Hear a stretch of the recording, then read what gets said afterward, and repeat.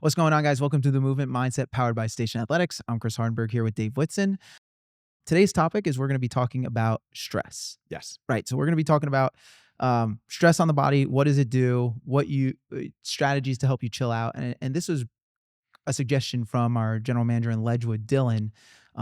He was working through some stress stuff with one of the members there, and he's like, I think this would be a good topic for the podcast. So this is something I personally have talked about and researched and discussed with so many clients, both individual design clients as well as group fitness clients, because I feel like stress is such a misunderstood thing. Yes. And in American society specifically, it's such a like a get over it and like just push through it type of thing. Yeah. And not just push through it, but it's like normalizing feeling like crap.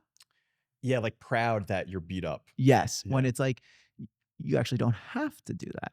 No. Well, it's funny. It's polar opposites. It's either you should run away from all stress and never feel stressed, or it's, hey, hustle hard. Yeah. Hustle life. And it's like, not really. Yeah. It's not, you can't function well in that state. Yeah. That's like, and we'll get to the first question in a second, but one of the guys I like following, Alex Hormozy, he wrote something that is like, if you're living life, you're gonna have stress, and that's okay. Yeah, there's always stress. It's what you do with it. That's the differentiator. Yeah. So let's talk about stress first and what it does to your body. So kind of touch on some of that. Okay, so I'm going to personalize this a lot. Okay. I was very good at managing stress, and then COVID hit. So for those of you that don't know, or maybe just are listening, just to frame some things, Dave used to own a gym. Yep. And when COVID hit, we were not allowed to do things at the gym. No. Thus, you don't make any money to support yourself. It was a good time. Great time. So go ahead. So I was pretty good at managing stress. I weighed about 195. What I did know at that time is that the only time I kind of down regulated was when I sleep. And so if I didn't sleep, that's when I saw way more negative effects of it, because I wasn't good at kind of having the natural cycle that your body has during the day. So COVID hits, stuff goes crazy, stressful financially, stressful marriage-wise. My dad needs more help. All these things are all going out at once. I went from 195 to 258 in weight. Wow. Yeah. I'm down about 20 pounds from that. Good. And I have more to go. But yeah, I did not handle the stress well. So this is also kind of like hormonally what happens is if you're constantly in a stress state and you can never get out of it and your attitude towards it really freaks you out, mess with your hormones bad, right? And I'm still dealing with the consequences of that. Right. Because it takes way more time to undo that stuff than it does to actually do the detriment. Yeah. Right. So mentally way foggier, putting on weight, not handling conflict and stress well. I'm the owner and the leader of the business. Everyone's looking to me to find out what's going to happen. Members are needing help. And it just kept going. Then mom needs help with my dad, who had Parkinson's for 40 years, has Parkinson's for 40 years, still alive. And so all of a sudden, all these people need me. And I'm so stressed that I have an inability to make decisions. Yes. And it crushed me. Now, thankfully, I had someone who I was working with who really, hey, Sam, if you're listening to this, she probably is. Just don't judge me on it. Sam really, really helped us out and really kind of picked up and led the way for us. Cool. She did. Really, really grateful for that. And I think everyone knew that too. But yeah, so then I traded that stress for the stress of being a caretaker for my father, which if you really want stress, just take your wife and move in with your mom. and then all the stress in the world goes away. No, it picks up because now we have a new operating thing to work on. Yeah. Right? Like my wife has things that she needs help with. My dad needs me physically. Yep. And my mom also has stuff. So that was not a great decision. Right.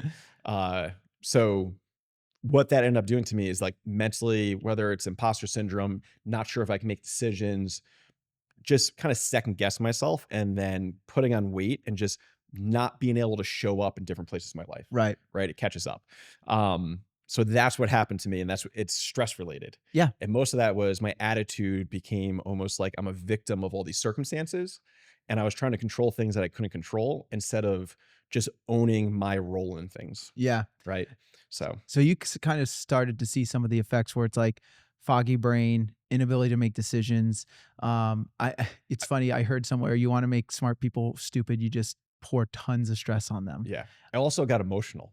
Yeah, you told me this. Yeah, Like which was like new for you. like I couldn't control the emotions in the sense of the filter was shut down. Yeah, So even any way I would have emotional swings, happy, sad, angry. It was kind of yeah, wild. that Yeah. is wild. And it probably, and I would say you mentioned the hormone thing. A portion of that is probably related to hormones as Oh well. yeah. Like Yeah. if you're not able to upregulate or downregulate your hormones effectively, that's Mhm. why like sorry ladies, but like during PMS, like there's mood swings is because your hormones are totally out of whack. Or like when a woman gets pregnant, right? Like Mhm. or postpartum, like there's big emotional swings because your hormones are they are so out of whack, right? Yes. And you are kind of getting some of those that response because of stress. Yes. Yeah. So Right. that's My attitude towards the stress I have. yeah. Yeah. And then you also mentioned things like weight gain. A lot of people will develop joint pain that they never had Oh before. yeah. Um, you also get feelings of like hopelessness because you're not sleeping well. Mhm. All of that on all of those physiological responses are all related to stress, and that's not even thinking about like what happens to like internally. Your we mentioned the hormones, but like your heart, your Oh yeah. blood pressure. You know, I'll kind of put this out there, but like for years, I've struggled with like anxiety. Mhm. And when Riley was born, I'm sorry, when Riley was little, that's my son. For those of you that are listening who don't know him, um, I also had a giant career change because I was let go from teaching, Yes. and so I shifted into the fitness industry. And my wife was a stay-at-home mom, so I had I felt, I should say, intense pressure to provide. Mhm. And I'll never forget sitting on the couch with Tiff, in our townhouse. I'm probably like 25, 20. I don't remember when I started here with Joe, but let's say 25 for the sake of argument, Mhm. 26, feeling numbness down my left side. And I'm like, No. babe, am I having a heart attack? And she literally was like, you need to go to therapy. Mhm. And so like I say that not to like have people feel bad for me. It's more of like a demonstration of like the physiological response. Like my heart was having a hard, I'm assuming my heart was having a hard time because stress puts you in a fight or flight, right? Yep. Constant state of fight or flight all the time, and your body can't function that way. There needs to be, like you said, regular ebbs and flows, Yep. right? If I am about to be mugged in New York City, like I need to hit fight or flight, right? Yes. If I'm sitting on the couch watching a sitcom, I should not be in fight or flight. Yeah. I mean, I remember waking up in the middle of the night wondering why I was like panic breathing. Yeah. Yeah. Like I just worked out and I'm breathing like I just did something hard. I'm trying to recover. I'm like, why is this happening? And then you get into the stress response cycle where that stresses you out more. Yes. And then you have to try and get yourself out of it and Yeah. try not to wake up nasty at the same Yes. time. And we'll get into some of the things that, fortunately for you guys, the two people on the podcast are nut jobs. So it's like, Yeah. we can help you with that. But before we get into that, one of the misnomers, and I really wanted to touch on this because I've heard it so many times, is that, I'll talk when I was more client facing, I would talk to clients, well, what's your stress level? And it's like, oh, crazy high. Well, what do you do to manage stress? And they look at the gym and they go, this. And it's Mhm. like, huh, okay. I want you to keep coming because you do have to work out, Mhm. but this is not the best way for you to manage stress. So why can why can exercise actually exacerbate your stress response? So exercise is stress in your body. It is. There's stress in your mind, and your body reads whether it's emotional, mental, or physical stress. It's all stress, Mhm. right? It's not differentiating between those things, which is why when you have high mental or emotional stress, you feel it physically. Yeah. It's the same reason why when you can actually get a high from working out, right? Your emotions change, right? Even though it's a physical stress, it just led to an emotional change. So what ends up happening is we all have kind of a capacity for stress, and that's when we start breaking down. So if we're really stressed at home, we're really stressed at work, we're not sleeping well, which adds more stress, we're not eating well, which adds more stress. Now we want to go crush a workout to try and um, work off the stress. we're now just adding more stress to a system that's not dealing with it well already. Right. So that's where we kind of have to, hey, if you know we're having a really stressful time, come in and it's kind of a breathe and flow type of day, Yeah. not a send it all gas, no break day. Yeah. And Right. that's something we've talked about a couple of times on the podcast. And the reason why it keeps coming up, frankly, is because, in my opinion, it is that important. Yeah. Is because, you know, I had it phrased to me but from a chiropractor one time, and I thought it was a great analogy. Is like, if you look at your body like a bucket, Mhm. right? You start empty. Any form of stress you experience is like pouring water in the bucket. Now, how much water gets poured in will vary based on Mhm. what's going on, but you don't eat well, water in the bucket. You don't sleep well, water in the bucket, right? I saw Alex yesterday. She brought the baby in at Roseland. Alex, Okay. and I was like, oh my gosh, but baby, great. Sleep with a baby, bad. So it's like your sleep is not good. You have a really stressful job. Like you said, maybe you're arguing with your spouse. To me, I don't know if Tiff will listen, but to me, that's like that fills the bucket more than anything else. So, um, and then it's like, oh, I'm just so stressed. I need to go work out. Okay, that can help you feel better, right? Because Yeah. you mentioned You the get the yeah. hormonal response to that high you get, right? What you do though, inside of that can either add or detract. So what I mean by that is you come in, you look at the workout, it's a heavy deadlift and then something else, and you don't listen to your body and you just you just go for a heavy single that day. If your body cannot handle that stress, something goes. Yep. Right. And then most people will be like, it's the gym's fault or the coach's fault that happened, when It in was the reality, deadlift. yeah, when in reality it was everything else. Yep.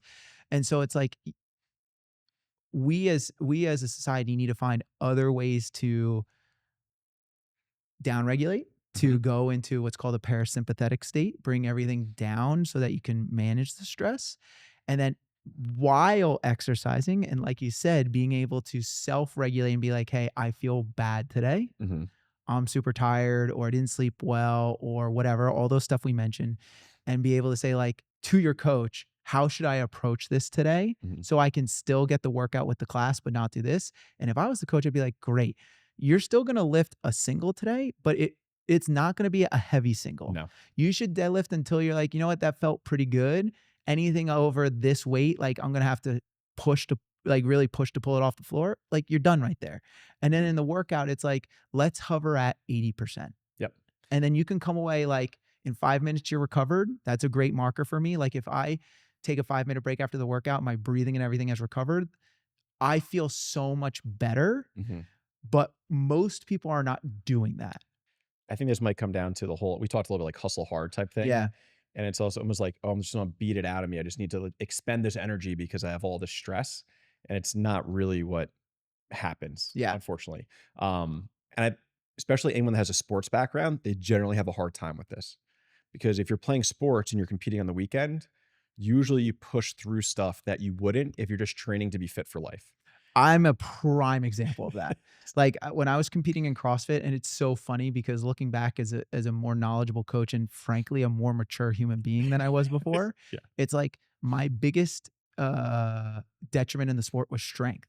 And so Mhm. like the best way to get strong is plenty of rest, right? And so it's Yep. like, but I came from a wrestling background, which is predicated on beating your body into submission. Yeah. And so it's like it didn't jive well. I'm now training for fun. Like Yep. I take class because I do this for a living. I have to love it, right? I Mhm. love working out and I need to do it, but I don't have as much time and I don't have the desire for points on the board. Yes. And so it's like I have no problem going into a workout being like, I'm not feeling it. Like I don't have to win the workout today. Mhm. But then when I do feel good, it's like, oh, I feel good. My motivation is there. My energy's there. I got great sleep. The bar doesn't feel heavy. Like I'm going to push it today. And there's Yep. nothing wrong with that. Mhm. So that's kind of, guys, the misnomer on how exercise should be a stress management Yeah. tool. That begs the question, how do I manage the stress? Right. So Mhm. let's touch on that a little bit. What are some techniques on how, if you're someone who is a high stress individual or a high stress lifestyle, how do you down regulate? So for me, why am I forgetting his name? The podcast. He's a researcher. Man, I wish I could remember his name. So he did this whole long podcast about stress, and one of the things was inhale as much as you can, short inhale in to fill up even more, and exhale. And you do that a few times, you can just watch your heart rate drop. Yeah. So, and this is going to sound funny too, but doing something that's just extreme logic side of the brain, which is why they tell you to count down from 10, Mm. it shuts off a lot of the emotional side of the brain because it needs to focus on it. And that helps a lot for men. Women's brains are connected more, so it helps a little bit. And then the other thing that helped me besides the breathing, right, kind of down regulating through breath, was right after I down regulated, I'd write out kind of what the issue was, Yeah. and then write out what I was responsible for, and then the stuff I needed to just push off to the side. Yeah. Um, and for me, what I found that helped the most when I was trying to kind of, it's kind of a weird term, but like self-soothe almost. That's what you're really doing. Hmm. Trying to self-soothe because you're stressed out and you're trying to come down from it.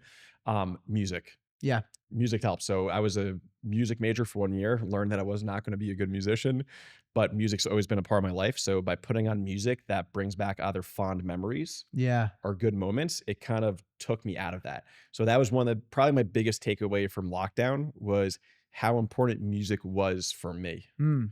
Yeah. So So what's really cool is like from a principle perspective, one of the things they talk about, again, doing plenty of therapy myself, cognitive behavior therapy is getting centralized, or like finding reality is not the right term, but almost like bringing your focus away from the stressor mm, into something that is like very internal. So breath is like the number one thing yep. to use. And so a lot of it is like your breath is connected to your heart rate, it's connected to your stress level. And so being able to do timed breathing, long inhales through your nose, Mhm. long exhales through your mouth. The Navy SEALs use something called box Box breathing. breathing. Yep. So, 4 to 5 second inhale, 4 to 5 second hold, four to Mhm. five second exhale, 4 to 5 second hold. There's a lot of techniques out there, but a lot of it is bringing you back to your breath, focuses on something that's very controllable. It focuses on something that's very internal to your function. And then it allows you to kind of bring that heart rate down. Mhm. And if you can bring that heart rate down and bring like that elevation of where you're at emotionally down, then like you said, it's like I can make sound decisions. So the first step is finding something to do that. Yep. Once you do that, then it's I used it in a different podcast, but the metacognition is thinking about your thoughts. And so you use journaling. Super, super common tool for people to use Mhm. journaling. Another thing people use is affirmations. Another thing people use is when I had specific stressors, my therapist recommended something to me. And so basically, when you have a stress thought, it's usually not based in reality. Yep. Right. And so what we talked through is this stress thought reality? Well, no. Well, what is the reality? And because I wasn't stressing during the session, it's like I can think logically. Mhm. I would write that logical statement on a piece of paper, and I kept those papers in my wallet because I always have my wallet with me. Mhm. And so I found that if those things were starting to swell up, I literally would pull it out of my wallet, do some breathing, and repeat the logical phrase to myself so that I could come back into reality and not let my brain run away from me. Yeah. And so the principle behind that is, right, getting inside yourself, something you control with the breathing, doing some thoughts about your thoughts, metacognition, Mhm. bring, okay, hey, this is my thought that's not based in reality. What is reality? And getting back to that. And then the last thing you did was super cool is finding something that's comforting for you. Yes. And so for you, that was music. Another thing is like, might be for some people getting out in nature. Another Yes. person is like prayer, right? If someone Mhm. has a really strong faith, it might be prayer or reading, Mhm. right? And so those are a lot of the steps that therapy recommends when it comes to cognitive behavioral therapy of like, get within yourself and your breathing, um, find the actual thought, like go from the irrational thought into reality, Mhm. and then find something that's comforting to them, bring you back center. Yeah. So affirmations don't do anything for me. Right. I'm just not that person. Nast loves affirmations, Sure. right? Five love languages. She's words of affirmation, So that and it helps. makes sense. Great, because I'm not an affirmation guy. Which great combo. 20 plus years, still working on That's it. That's it. it. Yep. She'll laugh at that because she'll agree and let everyone know it's true. So affirmations didn't work, but like I'm actually gonna do this tonight. Am I behind in stuff? Yes. Yes. Am I working a lot right now? Yes. Yes. Is it needed for a short period of time? Yes. Yes. It's this stage right now. Yeah. Right? There's an endpoint to it. I know there's an endpoint. So I'm not stressed about that. but I need to tonight brain dump, get Yes. all this stuff on a piece of paper, go through what I can actually do, what needs to be delegated. Like you might get messages late tonight, It's fine. stuff sent to you. Oh, wait a minute. Okay, cool. That's a quick fix. Let me do all the quick stuff. And then it's just out of my head because I haven't sat and just sat uninterrupted for a while. Mhm. So I need that moment and I'll put on music with no words. So Yeah. that way it doesn't distract me. And I'll do that tonight. And then the rest of this week will feel better. Yeah. Because in my head, I'm like, it's Wednesday already. And I think I have 46 past due tasks on my task list. But a lot of them, I just need to sit down uninterrupted and we'll clear it. And I Yeah. need to get it out of my head. Because if I keep it in my head, I'm going to be in trouble. Yes. It's going to catch up to me. The other neat thing with breath, I'm not sure if you've heard polyvagal theory. The name sounds familiar. I couldn't think of anything from it. So you have this big nerve. I'm guessing it's the vagal or vagus nerve that runs down. And Y when you breathe deep or when you bow and breathe deep, it stimulates that nerve. Okay. And that nerve helps you down regulate. Cool. So that's where part of the breath thing too comes in. And so they call it NASA would call it like the blend between the spiritual and the biological, Okay. right? Like that's where like this type of, or if you look at every spiritual or like group or whatever, they all have something that stimulates like the vagal nerve. Yeah. Yeah. And so it's kind of the blend of that. And that's where part of that breathing down, Mhm.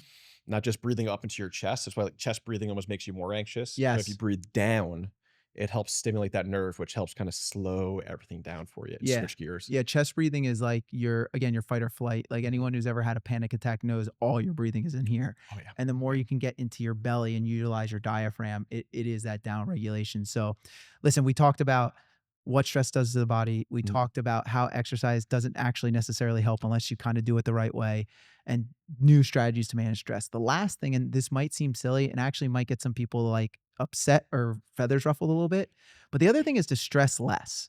And it's like, well, duh, I wish I could stress less, right? But I say that because it's like there are things in life that are a big deal. Mhm. That it doesn't matter who you come across, it's a big deal, Yep. right? A cancer diagnosis is a big Big deal. deal. My father-in-law recently, um, he recently lost his arm. He had cancer of the arm, very strange, weird Mhm. cancer, fast growing. He had done chemo twice, radiation twice, surgery twice, and it kept coming back. So they had to take his arm. That was a stressful situation for my father-in-law. Mhm. I don't care who you are. If someone said you're going to go through cancer twice, not only twice, but a third time, and the third time we're going to have to take your arm, that's going to be stressful, right? When someone cuts you off on the highway, it's not a big deal. I hate to break it to you. It's not a big deal, right? And that's where people get so worked up. And so one of the things my therapist did was when I would come in with a thought that was stressing me out, and I would take notes, like in between sessions, I would take notes in my Asana because I love it, of what we need to talk about. And she would always be like, okay, great. Let's talk through that. Let's find a more rational thought. Great. So what? Mhm. I'm like, what does that mean? She's like, okay, you think that this could happen. This is worst case scenario. So what? Is that really that big a deal? And I remember the first couple times she did it, it was like jarring to me. Mhm. But then after a while, it was like, this actually is not a big deal. Mhm. And there are things now in my life. Now, to be fair, I'm also 35. So it's like there is some maturing that comes with that. 35. But it's like, there's some things where I'm like, this is not a big deal. Yes. You have more life experience and you've seen more life, so you're able to handle it better. But that's also, we talked a little bit before we started recording, but like your attitude towards certain stress, Yeah. right? And unfortunately, the bigger real life stress things that we have, the easier it is to kind of be okay with the small Put things in stress. perspective. Like I know stuff can stress me out more than when everything was shut down and I was trying to figure out, and the house we were renting was selling, Mm, and my dad was sick. Like things can get more stressful than that. But anytime like something kind of, I'm like, it's not that bad. right. It's okay. Like this is okay. Like I had employees that were paying their rent based off my money or their mortgage, right? That were paying them my money, the money from the gym. We had the business, which was part of our identity. Hmm. we're living our own, and now it's like my dad's sick. And Mhm. so and he was always kind of the strong pillar in the family, right? Mhm. And it's like looking back now, there's all these things like I don't get stressed out driving. I just Right. don't. Neither do Someone I. cuts me off, they want to tell me I'm number one. Like it's okay, it's fine. I literally will be like, "All right, buddy." Like, "Okay." It's like, I think of like Coming to America. Yeah. And I'm like, you too. You know, what do you call it? But my attitude towards stress have changed because stress can freeze you or it can put you into action. Yeah. And that's where thinking about your thoughts helps you get into action to remove the stress. Sitting in it doesn't relieve anything or just recycling in your brain. Yeah. And that might be kind of like a culture thing now is people kind of like complaining and it almost gives them value. Yeah. And then the harder things are in their life, the more everyone kind of comes around them. Yes. And that's like the danger of social media. It's like, here, I'm going to brain dump my version of all this stuff. And then all my friends are like, you're an incredible person. Maybe I was an idiot and I got myself into this and I need to get myself out. Right. Yeah. Like, and maybe this isn't the actual reality. It's just my peak emotional state. And you're being such a good person by trying to support me. But now I have social approval of a decision I made that's not based in reality at all. Yeah. And then we're in trouble. And that's something my shout out Diane McGee. She is my therapist and I've mentioned her a lot. She's the best. So shout out Diane. You know, she uses a phrase where it's like, is this a signal or is this noise? Oh, And yeah. what that basically looks at is like, again, we have stressors that come to us. If it is something that I can control the result of and fix by putting action in, then it's a signal. It is telling me I need to do something. If I look at it and say, this is outside of my control and there's nothing I can do about it, then it's noise and you have to let it go. Right. We talked about driving. It was not great for the gym we are in right now, which is Leswood, that Highway 80 was sinking into the earth, right? Yes. That's noise. There's nothing I can do Nope. about that. But what is a signal and what is something I can do is like, okay, I can't fix the highway, but there's things I can do to help grow this gym despite the highway. So what to kind of summarize everything, guys, it's there are things we've given you strategies to do when it comes to breathing, getting into reality, thinking about your thoughts and finding something comforting.